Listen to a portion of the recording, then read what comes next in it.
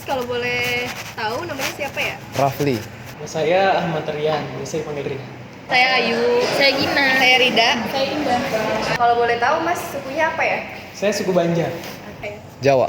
Saya Jawa. Saya Banjar. Saya Banjar. Saya Banjar.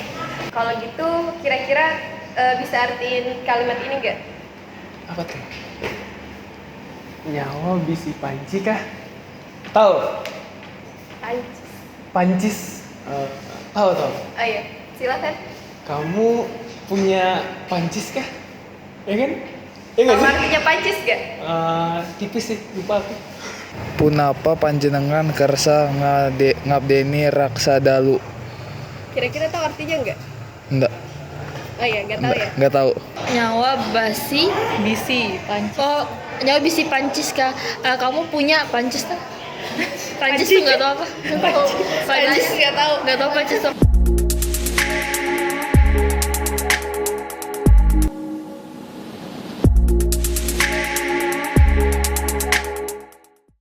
Indonesia seperti yang kita tahu terbagi menjadi banyak pulau, sehingga tidak dapat dipungkiri bahwa banyak suku yang memiliki bahasanya masing-masing, yang biasa kita sebut sebagai bahasa daerah. Bahasa daerah ini merupakan bukti nyata bahwa negara kita ini kaya akan warisan budaya yang berharga, kaya akan keanekaragaman yang menjadi identitas khas Indonesia banget. Di samping itu, bahasa daerah memiliki nilai kesantunan dikarenakan bahasanya memiliki karakter berbeda tergantung jenis lawan bicara, misalnya kepada orang yang lebih tua ataupun teman sebaya. Namun, seiring berjalannya globalisasi, bahasa daerah kini ditinggalkan.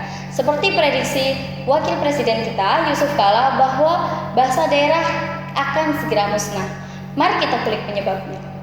Yang pertama, tidak ada transmisi dari generasi sebelumnya ke generasi selanjutnya. Padahal mungkin hal ini dikarenakan orang tua yang juga tidak mengetahui bahasa daerahnya sendiri, dan juga mungkin ada beberapa orang tua yang mengutamakan anaknya untuk belajar bahasa Inggris. Yang kedua, banyaknya kawin campur. Di Indonesia banyak terjadi pernikahan antar suku, seperti suku Minang dengan suku Jawa, suku Batak dengan suku Bugis, ataupun suku Sunda dengan suku Banjar. Karena perbedaan tersebut, orang tua lebih memilih menggunakan bahasa Indonesia yang lebih dimengerti oleh kedua belah pihak. Padahal seharusnya malah orang tua dapat menurunkan dua bahasa kepada anaknya. Yang ketiga, sikap masyarakat terhadap bahasa daerah, yaitu gengsi. Pasti kita pernah mengalami ataupun mendengar bahwa jika ada seseorang yang menggunakan bahasa daerah, maka pasti ada yang mengoloknya, entah dengan cara menirukannya dan menganggapnya itu lucu. Biasanya ini dilakukan oleh anak muda yang lebih suka menggunakan bahasa asing yang terdengar lebih keren, yaitu bahasa anak Jaksel. Literally, at least, finally, by the way.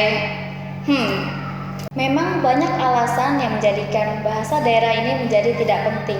Nah, bagaimana sih kita bisa terus melestarikan bahasa daerah? Untuk itu, kita bisa lakukan ini. Yang pertama, dimulai dari lingkungan orang tua dan sekitar rumah. Jadi di sini orang tua berperan penting untuk menurunkan bahasa daerah dan juga membiasakan anaknya untuk belajar bahasa daerah jika di rumah. Selanjutnya, peran sekolah juga penting. Hal ini bisa dijadikan untuk muatan lokal atau hari bahasa daerah. Jika kini kita menerapkan English Day, maka untuk selanjutnya kita perlu untuk meningkatkan dengan menerapkan hari bahasa daerah. Misalnya, di Banjar perlu untuk ada hari di mana wajib berbahasa Banjar, sehingga seluruh masyarakat berbahasa Banjar dan akan menjadi kebiasaan. Yang ketiga, dengan dimulai dari masyarakat kita sekarang, merubah pola pikir bahwa menggunakan bahasa daerah adalah hal yang lumrah dan biasa, sehingga tidak lagi terdengar lucu. Mungkin bisa dibangkitkan dengan lomba 17 Agustus, yaitu lomba sabung kata dengan bahasa daerah atau lain sebagainya.